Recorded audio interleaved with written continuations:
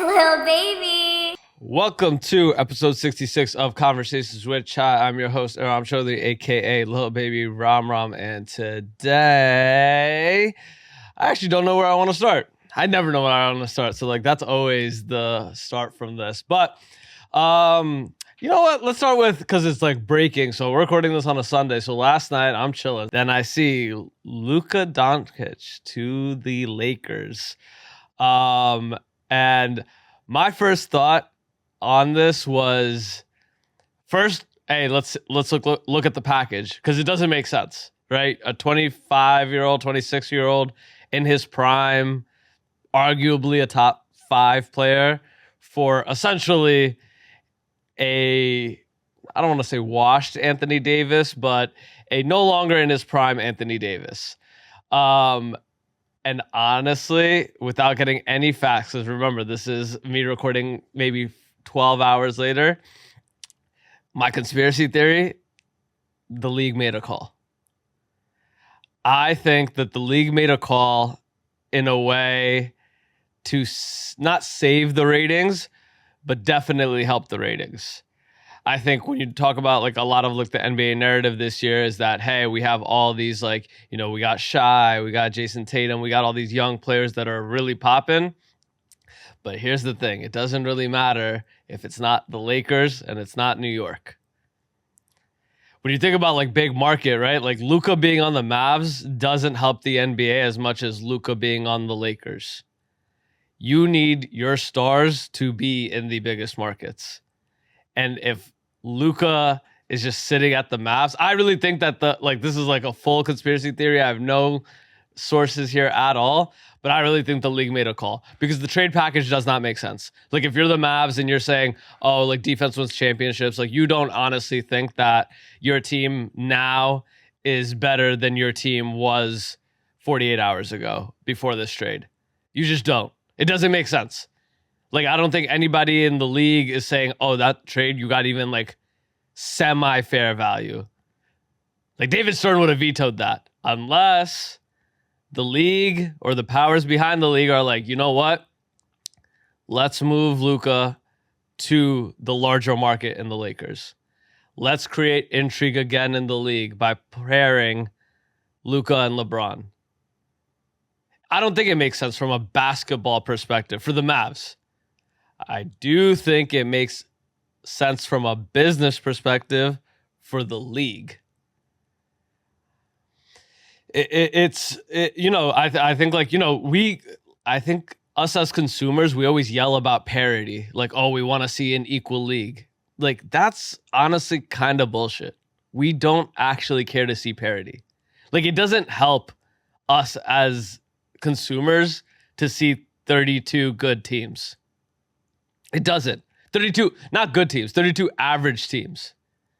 We kept saying, hey, we wanted parity in all these different leagues. But realistically, you don't care if the UFC is so balanced. You want to see Goliath go against Goliath. Think about when the NBA was so much fun to watch. You had the Cavs versus the Warriors. You had a dynasty filled with stars versus arguably the most marketable superstar that the NBA has had in LeBron. You came every year. You knew how that league, you knew how that was going to go every season.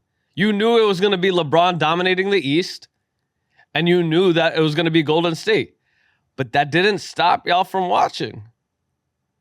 We still cared because we want to see the highest level played by the highest paid players.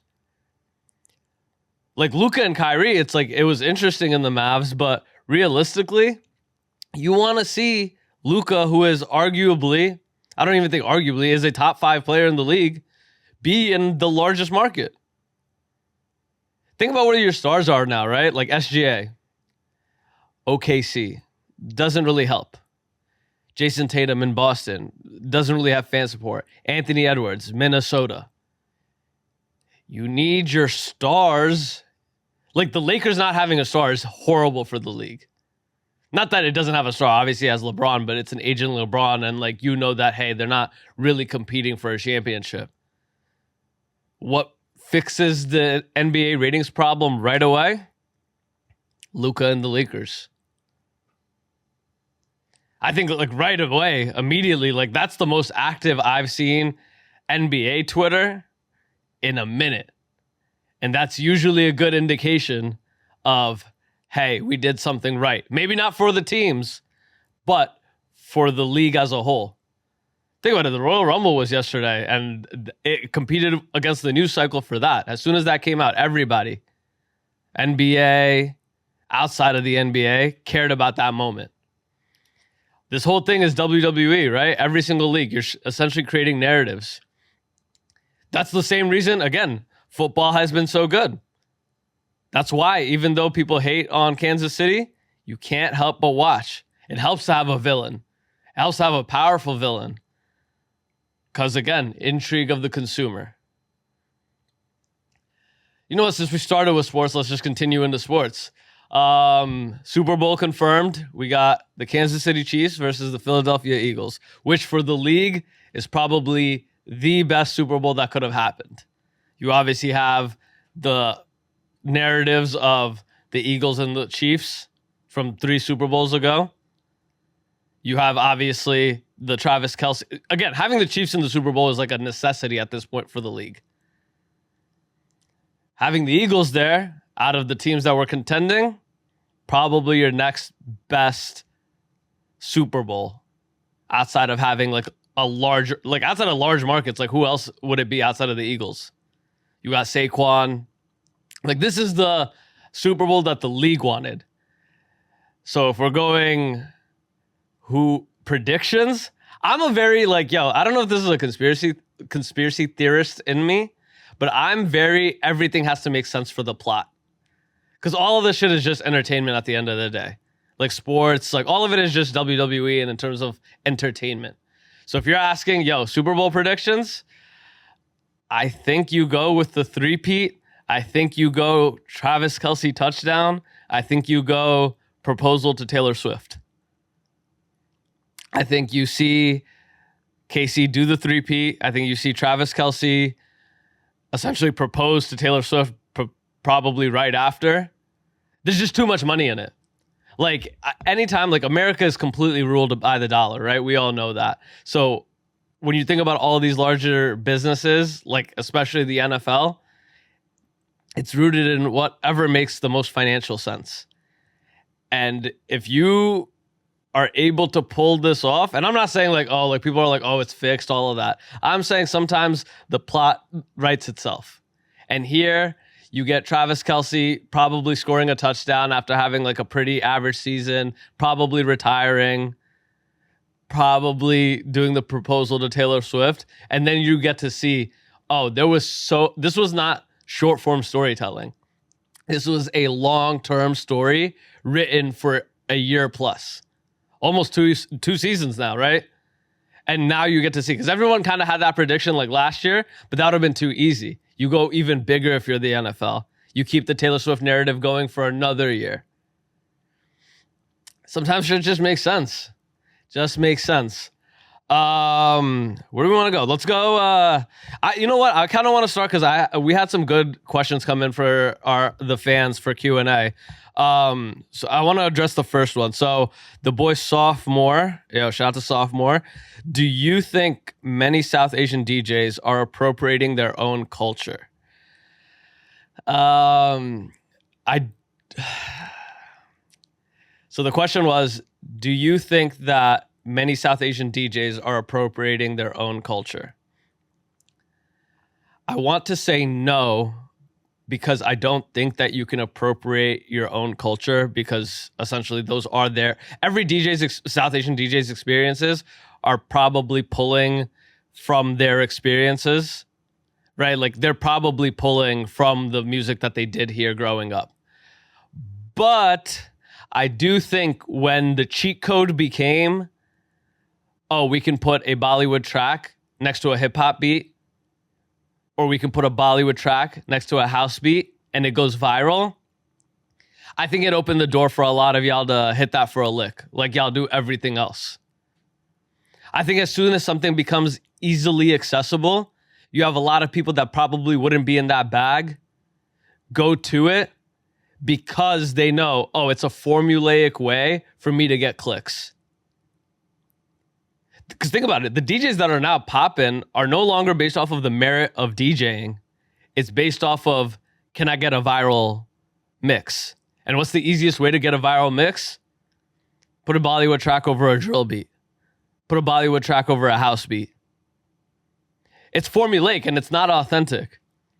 So I get the question. I get the question of, hey, are they appropriating their own culture? I wouldn't use the word appropriating, but I would say they are using a shortcut and exploiting their own culture to get it. You kind of start seeing this in like the party scene. You start seeing, because of the success of Indo Warehouse, you're starting to see a lot of house music parties pop up in the South Asian sphere because they think that that's where the market went. And you know, they might be right. They might say, hey, that is where the market went. And you know what? If you're a house music aficionado and you want to have a house music party, you absolutely should. This is more so a critique of, hey, I'm not really a fan of this, or this is not really my bag, but I'm going to go into it because it's profitable. I'm going to do the house music party because it's profitable. I'm going to do the Bollywood mix because it's profitable. I don't think it's appropriating it, but I think it's inauthentic for a lot of people to do it. You see that like even in like the influencer sphere. Like you see a bunch of people do trends that it's like, oh, that's the formulaic way for you to get views. You think, oh, if I do this viral trend, it'll help me get views. It's not authentic to the content that you actually want to produce. You see that in podcasting. As soon as people realize like the relationship pods were an easy formulaic way to get clicks, you saw a billion of those pop up. But it's inauthentic. Like some people just do it because that's actually what they're meant to do. That's authentic to them. Some people like, again, the most, I think like the craziest example you saw was when I think hip hop followed, like when Joe Budden was doing like his like crazy rants on the industry, you saw so many people jump into that bag. But here's where the disconnect is. You think, oh, if I imitate this thing that's successful, I will too then be successful. That's not how it works. It worked for Joe because that's authentically who he is. Did he turn it up for cameras? Probably. But at the end of the day, that's still who he is at his core. Most of y'all are not what you guys are trying to do. You're not even a fan of the music that you're trying to produce. But you think, oh, this is the formulaic, easy way for me to get it moving. So do I think that South Asian DJs are appropriating their culture? No. But do I think that they are exploiting the fact that there is a formula? Yes. But here's the thing. It's to their own detriment because the people that still stand head and shoulders above the crowd are not following the formulaic route. Like, yes, could I name 5 to 10 DJs right now in New York that are South Asian that have a viral TikTok mix? Yes, I could. But the ones that are really successful are not doing that. They all have their individual bags. They're not part of this like consistent trend of, oh, I'm just going to flip this Bollywood beat for easy clicks. Because you know what? You just end up becoming a part of the crowd. You become a list of one of 30 DJs that does the same exact thing. When you think about the people who truly stand out, your Farouk God Audios, your Z Muffins, they're not hopping into the same bag. They're not doing the same mixes as all of you. They're all doing what's authentic to them. Hence, why they're better than y'all. I said that when Farouk was on, and Farouk didn't really... I definitely talked his shit more than he did, but he's genuinely better than y'all. As a DJ, as a producer.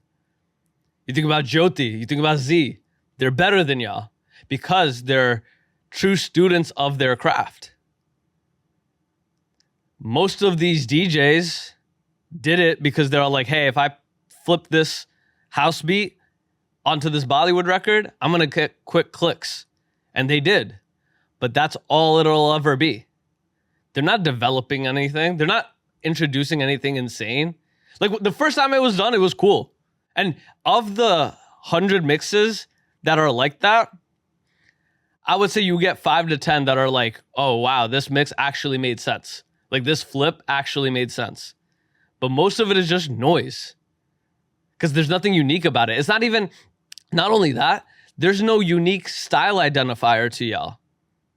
I couldn't tell y'all, even if I loved a mix, I couldn't tell y'all, oh, that's this person's mix. If a Farouk got audio mix comes out, I know what that's supposed to sound like because he has a style, a unique style.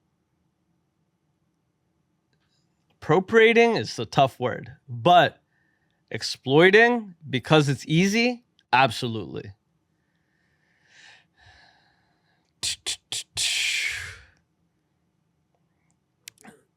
Let me go. My homegirl Ashima. What's up, Ash? Honestly, any networking tips because I feel like I shy away a lot in person. Honestly, so networking tips for Ashima. The easiest networking tip, give people their flowers. We live in this like generation and era where everyone's like way too cool to tell somebody else like, yo, you dope. Like every door that's open for me, like people think, like I always say, like I'm not going to say I'm an idiot because people keep telling me words are power and I shouldn't say that. But I would say like my biggest, I don't even know how to describe it. Like the only thing that I've ever really done is network really well. And I would say that the only way I've ever done that is being authentically and genuinely a fan of people. Like I've gone up to people, like think about whoever y'all have seen on this podcast. There's no prior relationship ever. Very rarely is there a prior relationship before I started doing all of this. All of it has come from, yo, I'm a fan of your work. Or, yo, that project that you did was fire. That's all it's ever been. Like I see people that, again, like I see people that know the motion of others in the room, but they just like can't tell them that. And I'm like, you guys don't realize like how much that's holding you back. Like being able to tell somebody like, yo, I'm a fan, that's enough, right? People want to, again, like you think about just basic human psychology, people want to get their flowers. Instead of like, I always say like, instead of trying to close somebody in the sense of like, oh, I want to network with you, just being authentically genuine in your love is going to get you a lot further. Like, I understand, like, even the people that I, like, have reached out to, right, or I have, like, I'm grateful enough to have them within my network. It's never been anybody that I've tried to close on the first go. Like, it's never been somebody I'm like, yo, I'm trying to extract something. It truly has been, yo, I'm a fan. Everybody, think about it. Kahani and Kunal, I just said, I'm a fan of Indo Warehouse. Ani, I'm a fan of Kolkata Chai. But these are people and brands that I've always been applauding loudly. So, of course, you know, when they are able to help, they help. Because I never expected help. I never expected anything in return for my love. That love was purely genuine. But we live in this, I don't know what it is. Like, the worst thing is like when people see you, recognize you, and may be a fan of your work, and they still won't say a thing. Instead, they'll just keep looking at you expecting like, oh, he'll come up to me. That shit is corny.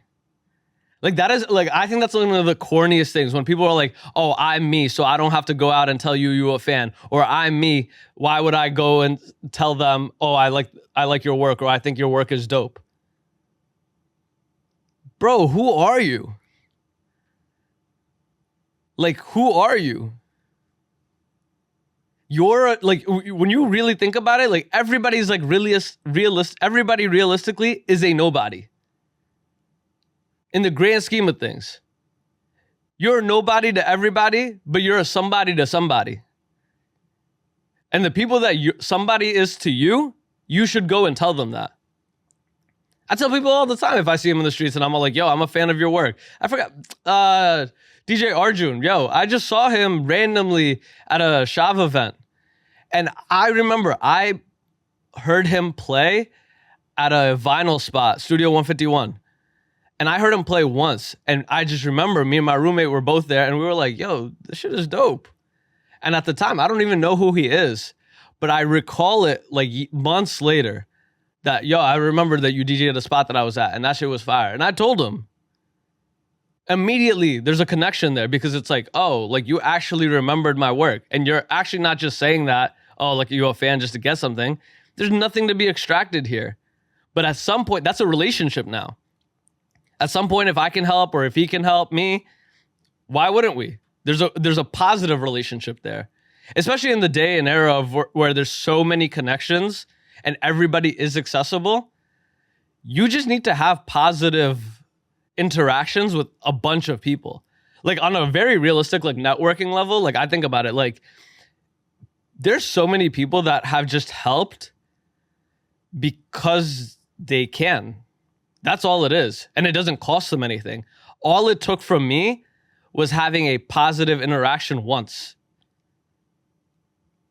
When we're starting off here, bro, like Wolf's in the room with me, Rem's in the room, right? Like these guys are like helping me out of like there's nothing, like we live in completely different atmospheres.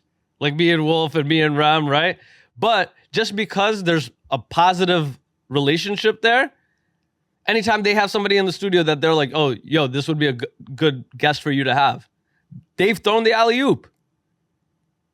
Why wouldn't you? I think people give like networking, and I agree. Like I think people give networking like a really bad name. And there is like the transactional networking, and it's so transparently transactional that you kind of feel disgusted by it. But just genuinely creating a community and creating relationships, that to me is like extends past networking. Networking is like DMing somebody on LinkedIn. Like that has a very specific purpose. But more effective than that is having a tribe and a village that just rock with you. That you may not even see where the value is, but understand that it's there somewhere. It may not even be there tomorrow. It might be 6 months from now. It might be a year from now. It might be 5 years from now. But there's some value there. Bro, there's people that I went to high school with that I haven't talked to in a minute. But anytime I have like a specific need and one of them can fill it, bro, in my DMs, because there's a positive relationship there. It doesn't matter that we haven't talked for 4 years. We just rock with each other regardless. So now when I need a website designer and you do that shit on the side, on the low, yo, Ram, I got you. It happens with me all the time. There's photographers and videographers that I tap in with based off of one interaction because that interaction was positive. Ashim, I know you know this. Like, think about, like, the person who asked this question, like, our relationship. I've never met Ashima, ever. All it took was for her to show love, and I've shown love back because I'm a true fan of her work. Shout out to Don't Die Clothing. Like, that's all it was. That's not networking. That's just truly being an authentic human.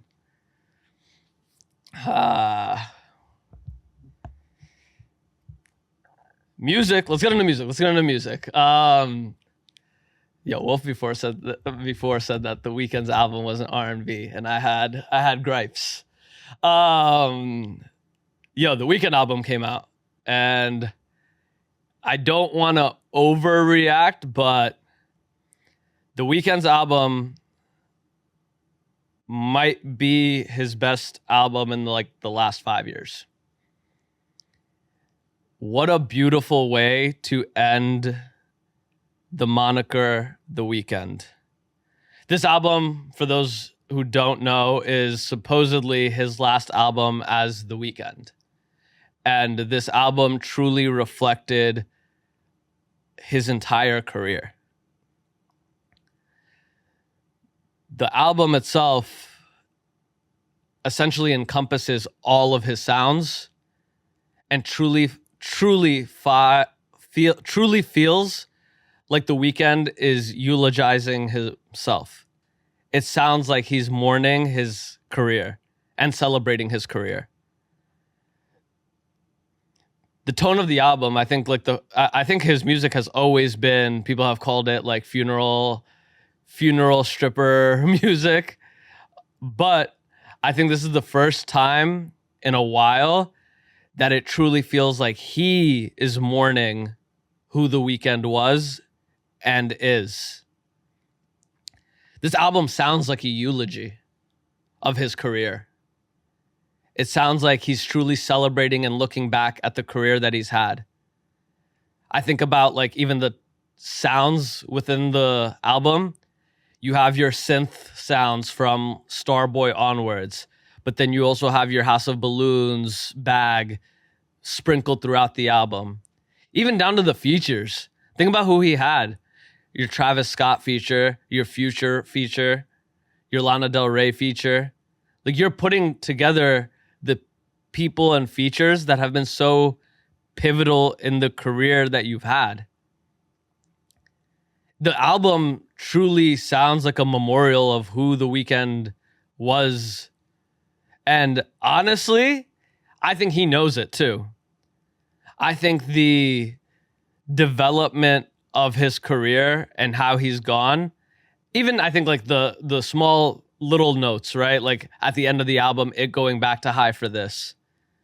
I think even the sounds all transitioning kind of chronologically and goes, hey, this is House of Balloons era.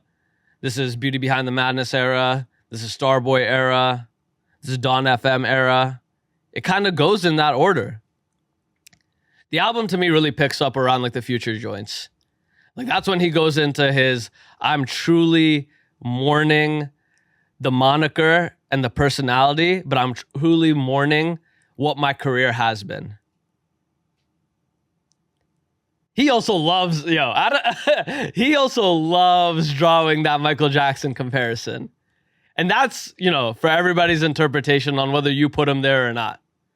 Like, I think numbers wise and all of that, right? Like, it's hard to ever compete with like Mike. But I think even the opening joint kind of sounding like a Thriller flip was very intentional. That is a callback to the Dirty Diana record when he has always been putting himself next to Mike. And that was album 1. Album 1 was Dirty Diana. Now, years later, stadiums later, you're redrawing another parallel. What a career, though. Honestly. Love him, hate him. Not a huge fan of the music. What a career.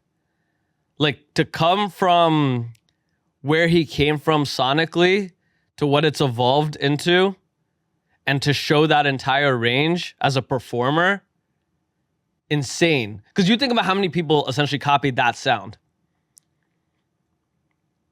Like the dark, broody R&B. After The Weeknd, you had a whole bag of people that could be attributed as his sons. This may sound crazy, and I don't say this disrespectfully. Bryson Tiller, Black, like all of those people, I don't want to say are his sons, but they couldn't get it moving without that sound. And it's crazy because as soon as they started filling up that space, he evolved into a bigger bag. Hey, I'm going to give you pop, dark, broody R&B records. And then you saw people chase that direction too. I think it's refreshing to see an artist that kind of just does it on his time. Just does it on his time. Does it on whatever he feels. Now, this might be one of those fake retirement things, right? Oh, I'm killing off The Weeknd, right? Sonically or what have you. But regardless, like what a way to end the moniker, end the character and the persona of The Weeknd. And you kind of, I know like we as consumers shit on artists that don't show growth in their music. And some people could say like, oh, like he's still singing about the same drugs and the same. This album sounds so much more reflective and I guess, honest about what that lifestyle and that hedonism truly did in the long term. Although it sounds like a eulogy of the character of The Weeknd, it also sounds like a eulogy to that lifestyle for him. I think like a lot of times like that lifestyle, like we always hear about like the glamour of that lifestyle, like the glamorization of the hedonism, right? The glamorization of the drugs, the glamorization of the womanizing. But I think we rarely see the end of that. Like what happens after you've fucked everything? What happens after you've taken every drug and you're still here? I think we see that story end so tragically so many times. But what happens at the end when you're still there? And now you're just left with, this is who I am, or this is who I was. Like, what is next? And I think that's exciting from a fan, from a consumer's perspective. I think it's exciting. I'm excited to see where he goes, where he takes it. What else? There's another album that I've been playing today. Oh, yo, shout out to Shubh. Shubh, Sicario, out now. Stream that. Yo, crazy album. The Punjabi scene just does it well. Shubh just does it well. That album, top to bottom, shows range and sound. Doesn't sound like I was trying to be commercial. It just sounds like, yo, I made an album and it's fantastic. The Ruger record, fire. My favorite off of the album. It kind of shows like South Asian artists like, yo, you don't have to do just constant, again, it goes back to the DJ conversation. You don't have to do just a Bollywood flip to be a South Asian artist. You're already a South Asian artist. Just make good music. None of the tracks off of that album sound like, oh, I'm a South, like, again, obviously he's rapping in Punjabi. But if he wasn't rapping in Punjabi based off of the instrumentals of that record, you wouldn't assume, oh, that's a South Asian artist. Bro, you're talking like drill beats, you're talking pop beats, you're talking every type of genre within that album. And it doesn't scream, I'm South Asian, oh, I sampled a Bollywood record. It just screams, I'm an incredible artist. I think so many of us get focused in on like, oh, I gotta be this type of artist. Be the type of artist that is authentic to you. Again, the DJ conversation is like the best. I see people now shifting their music based off of what sound is trending. It's kind of the critique on Drake. When Drake thought that house music was going to be the next wave, that's where he went.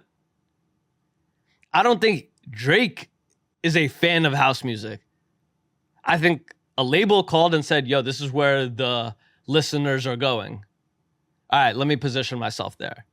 Again, makes financial sense, makes business sense, but is it authentic? And if it's not, you're probably not going to dominate that space. We talked about the Slime record last week. You can tell when he slips in the Bengali in there that it's really authentic. Like he came up with that bar and he wasn't like, yo, like let me get a Bengali verse off. Or let me get like this line that sounds mad silati. That's authentic to him. The Shubh record feels very much like that. Like it felt very authentic to the sound that he wanted to develop there. Oh, aha. Yo, so I tried my best to stay completely away from the news around it. But because of my girl, I am completely enthralled. The Justin Baldoni, Blake Lively situation is absolutely insane. And listen, before I get into this, I just want to say, I have no idea. I have no side that I fall on. If you are looking for an opinion or information on who's right, please go on TikTok because there's about 30 people in New Jersey right now that are majoring in biology and the Justin Baldoni and Blake Lively drama. Because they have, TikTok has made that shit. If you put out anything, it's going to get fully analyzed and ripped apart by 100 people. And that's kind of the conversation I want to have around that. So if you're completely living under a rock, Justin Baldoni and Blake Lively are both suing each other. And there's obviously, because of the behemoths that these people are, a lot of money involved. A lot of money involved. Justin Baldoni is suing Blake Lively for $400 million. And as an outside observer of this, there's two thoughts that come to mind. One, holy shit, that's a lot of money. And B, how much... There's two things that matter here. Obviously, the court decision matters. Like, who actually wins the lawsuit matters, because it's $400 million on the table. But on top of that, you know what else matters? The court of public opinion. And I don't say that because, it matters like popularity. I say that because whoever wins the court of public opinion in this entire fiasco, there's going to be a lot of financial repercussions here. And I think they know that. I think there's a reason that Justin Baldoni and his team are constantly leaking things. I think there's a reason that Blake Lively and Ryan Reynolds are constantly trying to block things from coming out. Because I think that they understand that every piece of negative information, or information anyway around this scenario, is going to have a financial impact one way or the other. Blake Lively and Ryan Reynolds, like, we're talking like they're like a B up. Like, they're like a Billy up. You're talking about a lot of businesses around it. You're talking about the Hollywood machine. You're talking about the soccer club. You're talking about an app, right? Like, Ryan Reynolds has a bag attached to him. And so does Blake Lively. If you're Justin Baldoni, you kind of, as long as you win the public narrative and can come to a settlement on the legal aspect, you kind of win financially.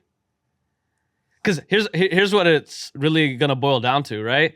Every bit of public opinion that sways against Blake Lively and Ryan Reynolds is costing them a lot of money.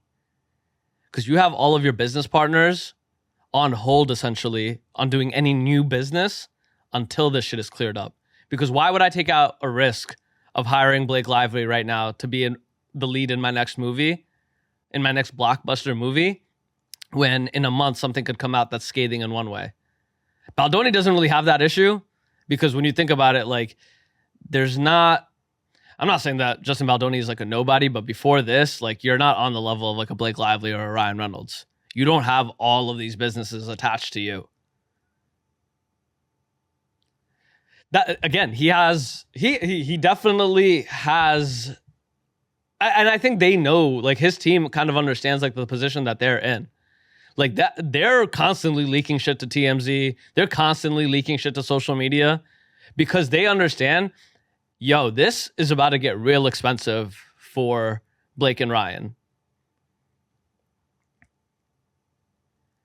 I even think that, like, some of the things are so strategic, right? Like, you have to just, like, again, you don't got to be involved in the drama of this, but just analyze this for the business of this. Because you're seeing Hollywood being exposed. And I'm not saying like Hollywood being exposed in the conspiracy theory way. I'm talking how the business of Hollywood is done behind the scenes.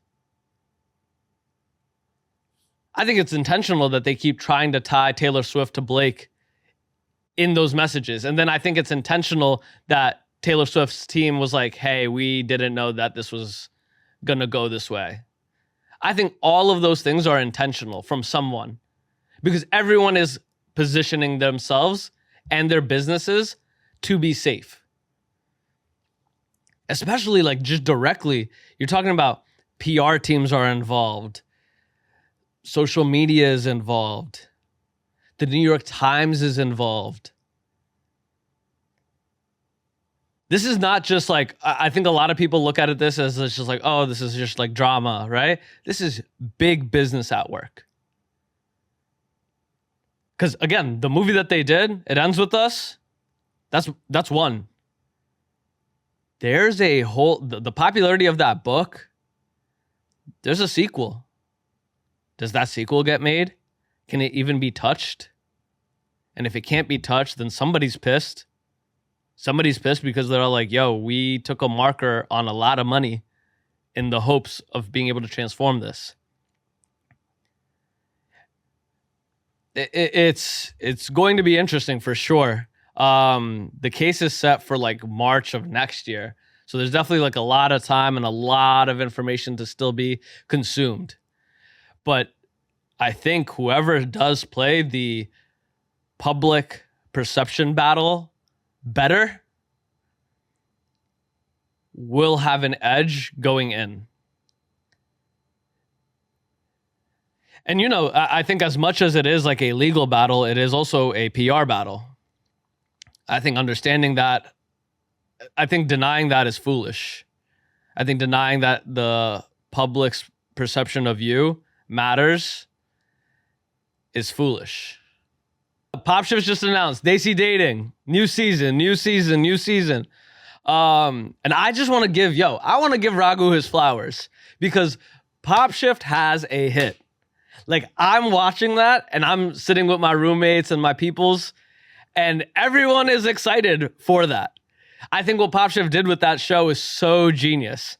Like, they created something that is so intriguing to the public, regardless of, oh, I'm South Asian. They developed characters. Like, we knew that. When we had Nick Rathi up here, right? Like, the reason that we did that is because we were like, they developed a character. Like, Popshift developed a storyline and a character that people cared about. And I really, really hope, and I know Raghu and his team are geniuses at this, I really hope they lean into that. I hope they really understand. Shout out to Raghu, because talk about a guy who's just like so behind the scenes. Like, people may not even know who I'm talking about right now. Raghu is the founder CEO of Popshift, right? But what a genius. Like, just even like, and I saw they upgrading the visuals on that. Everything looks, I've seen that's come out in support of Desi Dating. Incredible. And you got people hyped. I'm hyped. I think the new season of Desi Dating, like, I really hope that they go into building out some of these characters, because that's what gets the audience intrigued, right? Like, and I'm not saying that it has to be messy. I'm just saying the development of characters and characters that people care about, that's the game. That's the entertainment game. I think we sometimes forget, because I think a lot of us have this like underlying mission and ethos of pushing up our culture. But I think sometimes we forget that we're also in the entertainment industry. And people want to be entertained. And what's entertaining to a lot? Characters, stories. That's why people tune in. New season of Desi Dating. Shout out to Akash. I cannot wait for this season. I cannot wait for this. Shout out to Guy, bro. Like, I cannot wait for this season, because I think that they, like last season, the seasons before, right, were definitely, but I think they really hit their stride. I think that Popshift really hit their stride with this show. I'm really, really excited, because I really think that they can take this shit to the moon. Honestly. Because you have me, who's like, I am a consumer at the end of the day and I'm a fan, but I have like a pretty, I'm not just watching everything, but this is something that I am absolutely tuned in for. Absolutely tuned in for. Like, episode 1, I'm there.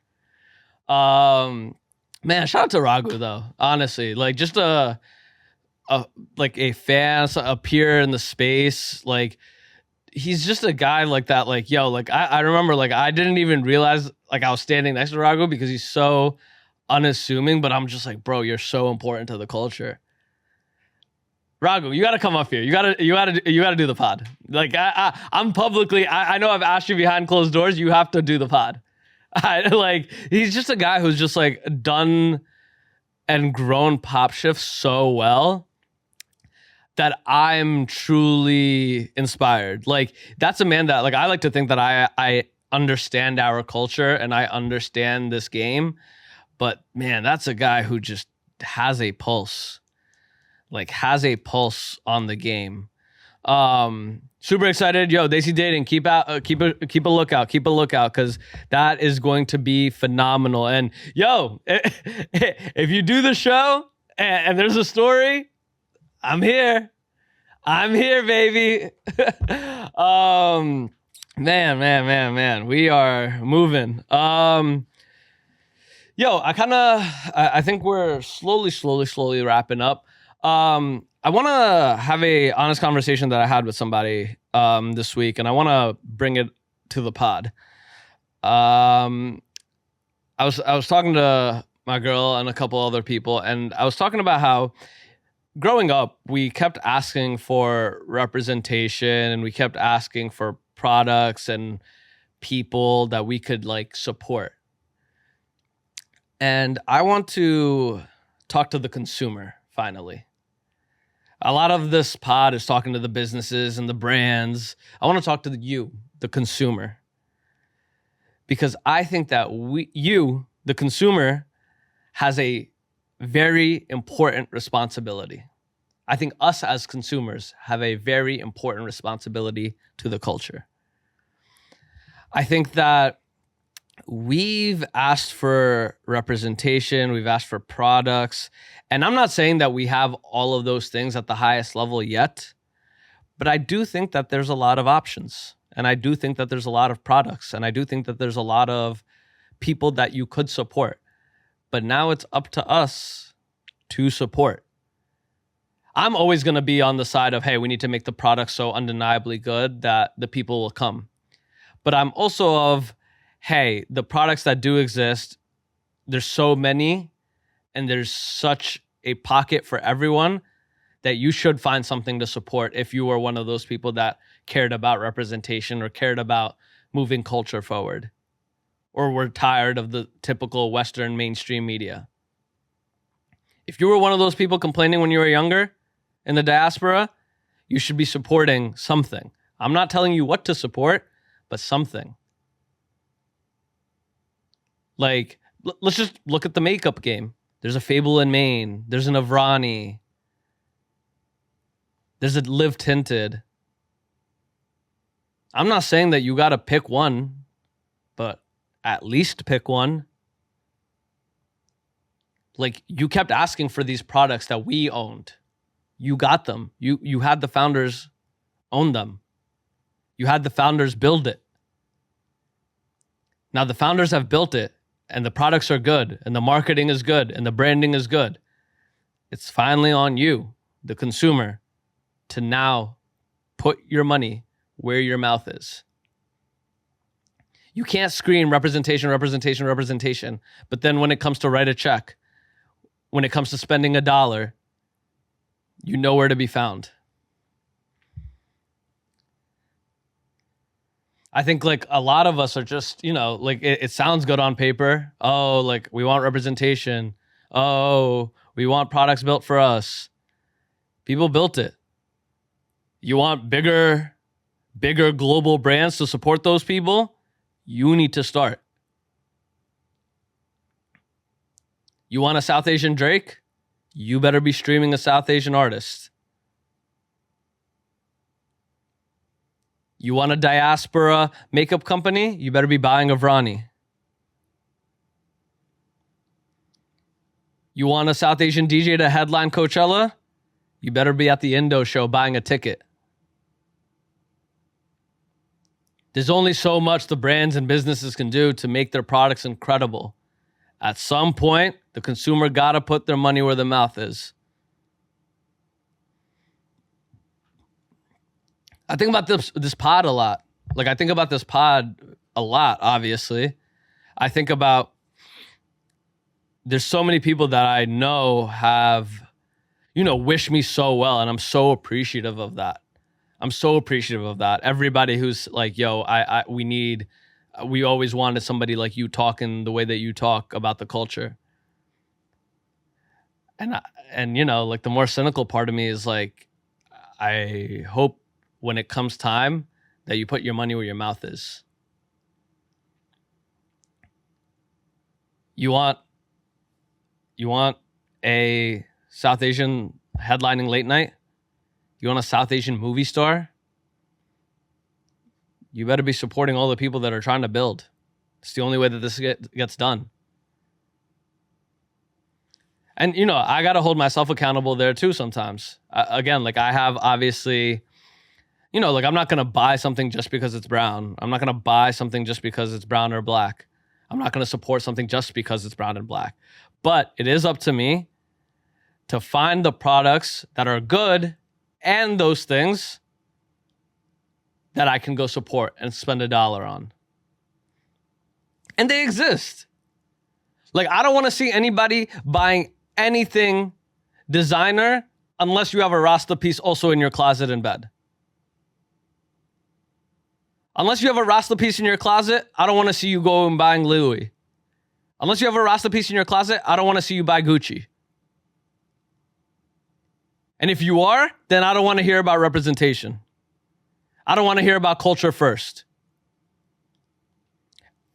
I'm not saying that the identity politics is like everything, but if that is something you care about, put your money where your mouth is. Go spend $1. Go spend $1 with Ani. Go spend $1 with Kahani. Go spend $1 with me.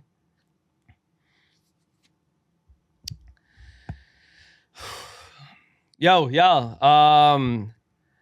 the last week's Noor Fatehi stuff got a little bit of hate. I think the New York nightlife conversation, I'm glad that I said it. Because we had a lot of people come out of the woodworks and agreement, and we had a lot of folks that took some accountability behind closed doors. I do want to say that out there, right? Like everybody who hit me and understands like our participation in some of these things, me included. I'm glad that we are having these dialogues. Like that's like just remember, anytime I'm saying something up here, right? It's never with like malice in my heart, right? It truly is like a love for our culture and wanting to see better for our culture. So appreciate everybody who's engaging with us in like a very respectful, productive way, right? This is not, I said this at the beginning of this format, right? This is not a one-way conversation. I want y'all to talk to me. I want to talk back, right? Like this is to get better as a culture. Like I don't look at my job here as like a podcaster, right? Like I look at my job here as hopefully somebody who's helping move culture the right way, right? That is what the job is. This is not about podcasting. This is not about my podcast, right? I am speaking for a culture, or I'm speaking for certain voices in our culture and hoping that this culture is improving day by day and night by night. So appreciate everybody who's been engaging in that sense. Please subscribe and continue to kick it with us, right? Like I'm very accessible. Hit me. Any questions, any topics that you think that we should be covering. I truly rely on y'all and the fans on engagement here. I truly rely on y'all and what y'all want to hear in terms of conversation.